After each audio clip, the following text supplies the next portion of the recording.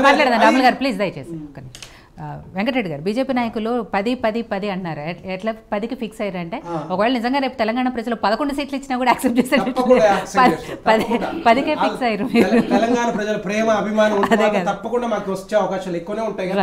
సరే, రామ్ గోపాల్ గారు, ఏదైనా కూడా లోక్సభ స్థానాల్ని టార్గెట్ చేశారు కాబట్టి అందరూ కూడా దానికి తగ్గట్టుగానే ఒకళ్ళ మీద ఒకళ్ళు విమర్శలు చేసుకుంటూ వస్తున్నాం.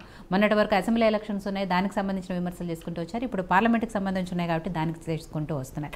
హరీష్ రావు గారు ఏదైతే మాట్లాడారో ఎక్కువ మంది బీఆర్ఎస్ ఎంపీలు గెలిపిస్తేనే తెలంగాణ సమస్యలు పరిష్కారం అవుతాయి, ఎందుకంటే ఇప్పటివరకు ఉన్న కాంగ్రెస్ బీజేపీకి సంబంధించిన ఎంపీలు ఎవరు కూడా వాయిస్ వినిపించట్లేదు, తెలంగాణ ప్రజల సమస్యల పరిష్కారం కోసము మాట్లాడట్లేదు. సో ఈ వర్షన్ ఎంతవరకు కరెక్ట్? ముందుగా మీకు, మిత్రులకు, ప్రేక్షకులకు అందరికీ నమస్కారాలు. ఇప్పుడు ఎట్లుంటా అంటే ఇప్పుడు ఓడిపోయిన పార్టీ ఫ్రస్ట్రేషన్లు ఉంటారు వాళ్ళు. చెప్పండి రాములు గారు, నాకు ఈ పార్టీ నాకు ఉంటుంది. ఇప్పుడు రాములు గారు మీరు ఉండండి, మీరు మాట్లాడేటప్పుడు ఏం మాట్లాడలేదు. నేను ప్రజల్లో డిస్టర్బ్ చేయకూరి, నాకు కూడా వాయిస్ ఎక్కువ ఉండదు. యథార్థవాదం లోక విరోధం ప్రతి ఒక్కరికి మాడుతుంది. ఇప్పుడు పాత విషయం ఏం కాదు, ఓడిపోయింది. ఇప్పుడు హరీష్ రావు గారికి ఏంది పాపం, ఇప్పుడు మొదటి నుంచి ఉద్యమంలో ఉన్నారు, సాగోరేవ అనుకున్నట్టు ఆయన పాపము కుక్క కావాలి కాస్తున్నాడు బీఆర్ఎస్ కు. విన్నారా? అరే నేను మాట్లాడలేదు,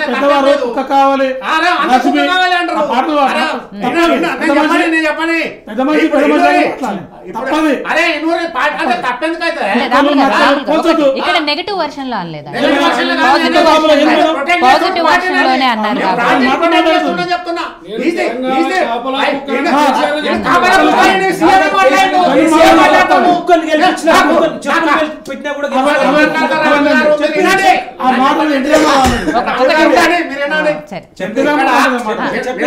ఆయన నెగటివ్ వర్షన్ అనలేదు కాబట్టి కాపల కుక్క అని మాట్లాడినా కానీ కుక్క కుక్క అని తప్ప అని ఎట్లా అంటావు?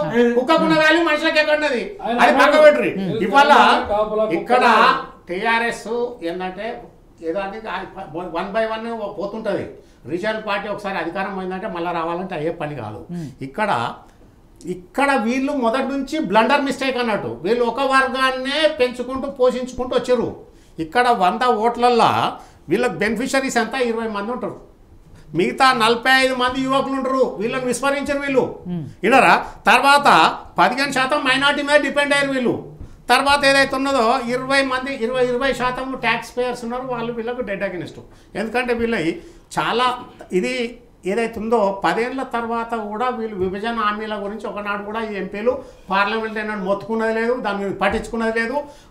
ఒకవేళ చిత్తశుద్ధి ఉంటే విభజన హామీలకు ఏదైతే ఉందో దానికి ఒక మంత్రి పోర్ట్ఫోలియోని పెట్టి పర్సువేషన్ చేయాలి, ఒక స్పెషల్ అడ్వైజర్ని పెట్టి ఢిల్లీలో పర్సూ చేయాలి. ఎక్కడున్నది?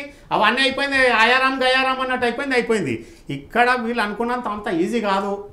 ఎమ్మెల్యేస్ ఏదైతే ఉన్నారో గెలిచిన పోయినంత మాత్రాన్ని ఇప్పుడు ఎంపీలు 10 మంది వచ్చిన తర్వాత ఆడ పార్లమెంట్లో ఉరగబెట్టేది ఉండేది, తరగబెట్టేది ఉండేది. ఇప్పుడు లేని గత 10 ఏళ్ళ నుంచి లేదు, ఇప్పుడు వచ్చే 5 ఏళ్ళ వీళ్ళు తెలంగాణకు ఉద్ధరించి తీసుకొచ్చేది ఏమి ఉండాలని ప్రజలు భావిస్తున్నారు. వాళ్ళు ప్రజలు చాలా గుడ్డోళ్ళు కాదు, రాములు గారు అనుకున్నట్టు. ఇక్కడ 17 సీట్లల్లో ఒక్కటి ఎంఐఎం ఖచ్చితంగా, అది ఇక వాళ్ళ పర్మనెంట్ రిజర్వ్డ్. అది ఇక పోతే 16 ఇళ్లల్లో కాంగ్రెస్కి వస్తే 4 వస్తే ఎక్కువ. వినరా? ఇక్కడ ఎమ్మెల్యే కేసినంత మాత్రం రేపు ఆదరించడు. పోతే మిగిలిన టీఆర్ఎస్కు 1-2 వస్తే ఎక్కువ. మిగిలిన ఏదైతే ఉందో బీజేపీకి ఎట్లా వేస్తారంటే నేను చెప్తా. బీజేపీ తెలంగాణలో ఉన్నోళ్ళు పునీతులు లేకపోతే పాలస్నానం చేసిన వాళ్ళని కాదు. ఇక్కడ మోడీ ప్రొజెక్షన్ ఉన్నది. మోడీ ప్రొజెక్షన్ కానీ ఇప్పుడు యూత్ కానీ ఏదైనా ఉన్నారో మోడీ ప్రభంజనం మీద, మోడీ పేరు మీదనే బీజేపీ ఇలా బతికి ముందట పోతున్నది. 3వసారి కూడా అధికారంలోకి వస్తాడు. వచ్చిన తర్వాత అంబానీ అదాని ఏది మొత్తుకునే కాదు. ఆ రకంగా వీళ్ళకు 11 కాదు 12 వచ్చాయినా ఆశ్చర్యపడాల్సి లేదు. ప్రజలు డిసైడ్ అయిపోయినారు ఓటర్లు. వీళ్ళు ఏదైతే ఉన్నాయో వీళ్ళకి 1,00,000 ఫెయిల్యూర్ ఉన్నాయి. మొట్టమొదట నీళ్లు, నిధులు, నియామకాలు. నీళ్లు కూడా ఖచ్చితంగా వచ్చింది లేదు. నిధులు ఏదైతే ఉందో నిధులు వచ్చిన కాడికి వచ్చింది, అంత నిధుల కంటే ఎక్కువ అప్పులు అచ్చుకోకున్నాయి. 6 లక్షల కోట్ల అప్పులైన తెలంగాణ. నియామకాలు ఏంది? ఫస్ట్ పేపర్ లీకేజ్ వీళ్ళు చేసినది. వీళ్ళ తెలంగాణలో ఫెయిల్యూర్లా టీఆర్ఎస్లా ఇంటర్మీడియట్ ఎగ్జామ్ ప్రాబ్లం అయిపోయింది, ధరణి ప్రాబ్లం అయిపోయింది వీళ్ళకు. మాసాయిపేట ట్రైన్ యాక్సిడెంట్ ప్రాబ్లం అయిపోయింది, కొండఘాటు ప్రాబ్లం అయిపోయింది యాక్సిడెంట్, రైతు బంధు, దళిత బంధు, ఇవన్నీ ఏదైతే ఉందో విలేజ్ అడ్మినిస్ట్రేషన్ లేకుండా పోయింది. ఫ్యామిలీ ఎంప్లాయ్మెంట్ మట్టుకు అయిందని ప్రజలందరూ గ్రహిస్తున్నారు. వీళ్ళు ఏదైతే ఉందో ఇంట్లో 5గురికి అన్నది అదొకటి. తర్వాత కాళేశ్వరం ప్రాజెక్టు అయిందని పాపం వాళ్ళ కాలకర్మానికి ఎలక్షన్ల ముందే అది మొత్తం సాగుదెబ్బ కొట్టింది. మిషన్ భగీరథ, మిషన్ కాకతీయ, ఈయన జనాలకు ఇనెలిజిబుల్ వాళ్ళకు ఫ్రీ బై ఇవ్వడము, తర్వాత డబుల్ బెడ్రూము హౌసింగ్, తర్వాత 3 ఎకరాలు SC STలకు ఇస్తానది. నయీం కేసు ఎక్కడ పోయిందో తెలియదు. 22 ల్యాండ్ క్రూజర్స్ కొన్నది మొన్నటికి వచ్చింది. 33 జిల్లాలు చేసారు అవసరం లేకుండా, మొత్తం VROస్ని అబాలి చేసారు. ఏదైతే ఉందో నాలా కన్వర్షన్, ఒకప్పుడు నాన్ అగ్రికల్చర్ కన్వర్షన్ చేయాలంటే ఆ భూమి వ్యవసాయానికి పనికి వస్తుందా రాదా, కన్వర్షన్ చెయ్యన్నా లేదన్నది మేము జాయిన్ అయినప్పటికీ కలెక్టర్లకు అధికారం ఉండే. తర్వాత ఆర్డీఓలకు వచ్చింది. ఈ టీఆర్ఎస్ వచ్చినాక ఏదైతే ఉందో కన్వర్షన్ ఫీజు కోసము ఏ భూమి పడితే ఆ భూమి కన్వర్షన్ ఆర్డర్ తహసీల్దారు ఆటోమేటిక్గా వస్తున్నది, దాని ఇన్స్పెక్షన్ లేదు, అది పనికి వస్తుందా పనికి రాదు అనేది కూడా లేదు. ఈ రకంగా వీళ్ళు ఏదైతే ఉందో చాలా ఏదైతే ఉందో మోనార్కిజంతో వీళ్ళు పడ్డరు. తర్వాత ఈ రాజ్యసభకు వచ్చే వరకు సంతోష్ ఏం మాట్లాడిండు, దామోదర్ రావు ఏం మాట్లాడిండు, రాజ్యసభకు పోయారు కదా, రాజ్యసభ అప్పర్ హౌస్ అంటే హౌస్ ఆఫ్ లార్డ్స్ ఎంత మట్టుకున్నది వీళ్ళ లార్డ్షిప్ అన్నది, అక్కడ ఏం మాట్లాడారు, ఏం సమస్యలు ప్రొజెక్ట్ చేస్తారు వీళ్ళు. లిక్కర్ స్కామ్లో కవిత పేరు మారుమోగిపోయింది, ఒక మహిళ ఉండి లిక్కర్ స్కామ్లో ఓడము వీళ్ళకు పెద్ద సాగుదెబ్బు ఉన్నది. ఈ రకంగా వీళ్ళు ప్రజలు ఆల్రెడీ డిసైడ్ అయిపోయారు. వీళ్ళు నేను చెప్తున్నా కదా, నాకు ఎలక్షన్లో నేను 30 అపూర్వ అనుభవం ఉన్నది, నాకు అపార అనుభవం ఉన్నది. నేను 35 ఏళ్ళు ఎలక్షన్లలో కండక్ట్ చేసాము. ఏమన్నది ఉన్నది, నేను మొట్టమొదట వీళ్ళకి చెప్పుకున్నా, వీళ్ళకి తెలుసో తెలియదు, 1979-80లో నేను యునానిమస్ ప్రెసిడెంట్ NB సైన్స్ కాలేజీలో. ఎలక్షన్ గురించి నాకు వీళ్ళు పాఠాలు నేర్పాల్సిన అవసరం లేదు, నేను జాయింట్ సెక్రటరీ వైస్ ప్రెసిడెంట్. అయితే అని చెప్తున్నా. అయితే గవర్నర్కు విలువనియకపోయిన వీళ్ళు కూడా చాలా ఎంత పెద్ద రాద్ధాంతాలు నడిచినాయి. సెక్రటరియట్ బిల్డింగ్ అయితే ఓపెన్ అయితే పిలిచిరా గవర్నర్ను. వీళ్ళు ఇవన్నీ ఫెయిల్యూర్ తప్పిదాలు ఏందన్నది వీళ్ళు సవరించుకోవడానికి లేరు. ప్రగతి భవన్కు కంచె పెట్టి వెనకట వాడు ఎవడో రొమానియాలో ఒక రూలర్ ఉండే కమ్యూనిస్ట్ వాడు ఏంటంటే గోల్డెన్ ట్రైన్ వేసుకున్నాడు ప్యాలెస్లా. విన్నారా మీరు? రొమానియా చూడు కమ్యూనిస్ట్ ఎట్లా నాశనం అయిందండి. ఆ రకంగా వీళ్ళకి ఏదైతే ఉందో ఇంతమంది వీళ్ళు అనుకోవడం మాత్రం పాపం హరీష్ రావు కష్టపడుతున్నాడు, పడాలి, తప్పదు, వేరే లేదు కదా. డూ ఆర్ డై అన్నంత మాత్రాన్ని కూడా ప్రజలు వీళ్ళని యాక్సెప్ట్ చేయరు. ఇక్కడ ఎందుకంటే బీఆర్ఎస్కి ఎట్లా ఎడ్ చేస్తుందంటే కాంగ్రెస్, బీఆర్ఎస్, బీజేపీ మధ్యన వీళ్ళు ఏదైతే ఈజీగా వాక్ ఓవర్ బయటకు వస్తారు. వీళ్ళు బీజేపీలోకి మెజారిటీ సీట్స్ రావడానికి ఆస్కారం ఉన్నది. ఎందుకంటే ఇప్పుడు ఒకటి మనకు ఫస్ట్ నేషన్ ఫస్ట్, తర్వాత ఏదైతే ఉందో ఒక స్టేట్ కానీ ఫ్యామిలీ కానీ దేశం ఎలా సుభిక్షంగా ఉండి భద్రంగా ఉన్నది. ఆర్మీ ఏదైతే ఉందో మిలిటరీ డెవలప్మెంట్ ఏది కానీ ఖచ్చితంగా ఇవాళ మోడీ గత 10 ఏళ్ళ నుంచి మోడీ అభివృద్ధి చేసింది చాలా కోకొల్లో ఉన్నది. ప్రపంచమంతా మోడీని ఇచ్చేస్తున్నారు. ఎంతసేపు అంబానీ అదాన్ని తీసుకుపోయేది ఎంత, మల్టీనేషనల్ కంపెనీస్ వేసుకుపోయేదంతా, పెప్సీ కానీ, కోకాకోలా కానీ, ఒరాకిల్ కానీ, మైక్రోసాఫ్ట్ కానీ, ఇలా యాపిల్ ఫోన్లో ఎన్ని పైసలు పోతున్నాయి ఎవరికైనా తెలుస్తుందా? ఇలా ప్రతి ఒక్కరు మామూలు కూడా యాపిల్ ఐఫోన్కి వచ్చేసారు. ఎక్కడ వచ్చింది? ఇక్కడ పోనీ ఇంతకుముందు మోడీ గవర్నమెంట్ రాకముందు పల్స్ రేటు, తర్వాత ఏది మన డేటా కార్డు, వినరా మెసేజ్లకు అవన్నీ అప్పుడు ఉండే. ఎప్పుడైతే జియో వచ్చిన తర్వాత ఇప్పుడు ఏంది unlimited calls, nation wide free. ఇవన్నీ ప్రజలన్నది గుర్తుంచుకుంటారు కదా.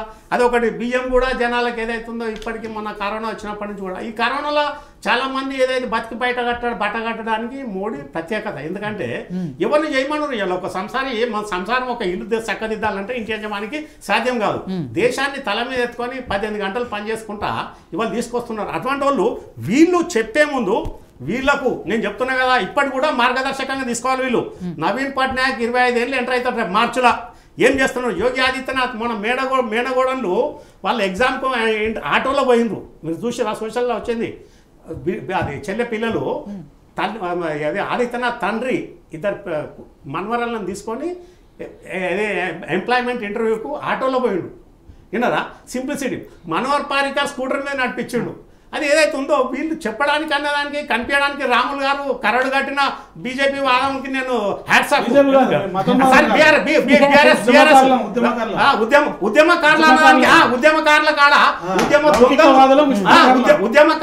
ఉద్యమ దొంగలకు ఎట్లా మంత్రి పదవి ఇచ్చింది మంత్రి నీ ముఖ్యమంత్రి? రాజకీయం అని మాట్లాడదు. రాజకీయం కాదు, నేను విశ్లేషణలే చెప్తున్నా. నేను ఏమన్నా రాములు గారు రాజకీయం కాదు, వాస్తవం. నేను వాస్తవం చెప్తే నీకు మింగుడు పడదు కదా. ఈ రకంగా వీళ్ళని అనుకున్నట్టు ఎంపీస్ అంతా ఈజీ కాదు. ఎలక్షన్స్లో వీళ్ళు ఎన్ని ఖర్చు పెట్టినా కానీ ప్రజలు డబ్బులు తీసుకుంటారు. ఎందుకంటే ఆల్రెడీ రిపోర్ట్స్ వస్తూనే ఉన్నాయి కదా, వాళ్ళే కూడా బయటకు వచ్చి ఎంపీ అంటే టికెట్ తీసుకోమంటే ఎవరు ముందుకు వస్తలేరు.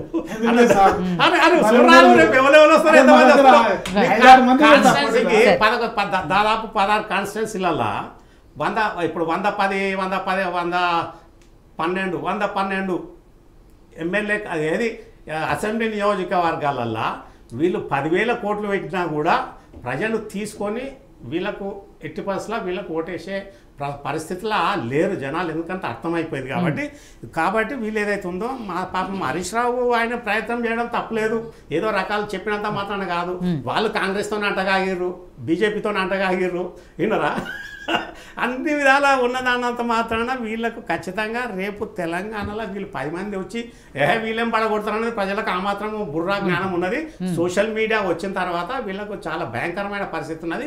వీళ్ళు ఇప్పటి కూడా గ్రౌండ్ రియాలిటీ ఏంది, మా తప్పులు ఏంది ఏదైతే ఉందో రెక్టిఫై చేసుకొని మేము ఏ రకంగా పోవాలి, మంచితనం పోవాలి. గంధం చెట్టు ఎంత కొట్టినా గంధం వాసన వస్తుంది, దుర్గంధం రాదు. అదే దుర్గంధం చెట్టు గంధం పూసి కొట్టినా కానీ దుర్గంధమే వస్తుంది. ఆ రకంగా గంధం చెట్టుకు దుర్గంధం పూసుకొట్టినా గంధం వాసన వస్తుంది. ఆ రకంగా వీళ్ళు ఏదైతే ఉందో ఇంకా ఈగోయిజం అన్నది వీళ్ళకు సావలేదు. ఇప్పటికి కూడా ఈగోయిజం మర్చిపోవాలి, అయ్యాప్ప అనాలి. డబుల్ డక్కర్ బస్సులు మీరు ఉండక ముందు ఇక్కడ సికింద్రాబాద్ నుంచి అఫ్జల్గంజ్ నడుస్తుండే డబుల్ డక్కర్ బస్సు అన్నది దాని ఫుట్ బోర్డు మీద ఎంతమందిని ఎక్కినా కానీ ఉంటుంది. ఇక్కడ రాజకీయ జీవితం అంటే ఏదైతే ఉందో ఒక ఫుట్ బోర్డు లాంటిది, భరించేది ఉంటేనే నడుస్తుంది. లేకపోతే అందరూ అది అనుకున్నట్టు ఈగోయిజంలో పోతే 10 ఏళ్ళు 5 ఏళ్ళు కాగానే మళ్ళీ పక్కకు పెట్టేస్తారు. ఇంకొకటి వీళ్ళు అంటున్నారు కదా రాష్ట్రాన్ని అభివృద్ధి చేసినాం అన్ని చేసినాం అన్నప్పుడు మీ టీఆర్ఎస్ ఎమ్మెల్యేలది ఎంపీలది మొత్తము అఫిడేవిట్లు 2014 18 23 తీసి దాంట్లో 25% ప్రజలు అభివృద్ధి చెందిర్రా. మీకు వచ్చిన మీ ఏదైతే ఉందో మీ సంపద పెరిగింది కదా, దాంట్లో 25% అన్న ప్రజలకు పెరగాలి. పెరిగిందా? అది లేదు. ప్రజలు అన్నది గ్రహిస్తున్నారు. వీళ్ళు అనుకున్నంత మాత్రాన కాంగ్రెస్ మీద అది దాని కాదు. కాంగ్రెస్ ఉన్న కాడికి రేవంత్ రెడ్డి గారు పాపం వచ్చిన నెల నుంచి ఖచ్చితంగా చేస్తున్నారు, చాలా ఎక్సైజ్ చేస్తున్నారు. వీళ్ళు మొత్తం అడ్మినిస్ట్రేషన్ టోటల్ అటల్ ఫెయిల్యూర్. 10 ఏళ్ళు 9 ఏళ్ళు ఒక్కొక్కరు పాతుకొని పోయి కూకున్న తర్వాత దాన్ని అడ్మినిస్ట్రేషన్ అన్నారు కదా. అందుకోసం వీళ్ళు అనుకున్నంత ఈజీ కాదు. పాపం హరీష్ రావు కష్టపడుతుండొచ్చు. రేపు కేసీఆర్ ప్రచారం చేసినా ఏది చేసినా కానీ ప్రజలు డిసైడ్ అయిపోయింది ఆల్రెడీ. వాళ్ళ మైండ్ డిసైడ్ అయిపోయింది.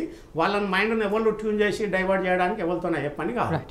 సో రాములు గారు, ఇందాక రామ్ గోపాల్ గారు ఓడిపోయారనే విషయాన్ని మీరు అంటే పాత విషయము కుక్కాలంటే ఒకటి మేడం, అది పెద్దలు గౌరవ పెద్దలు వయసులో పెద్దవాళ్ళు కాపల కుక్క వేరు. ఆయన హరీష్ రావును కుక్కలాగా మాడుతున్నాడు. పెద్దలు ఉందట.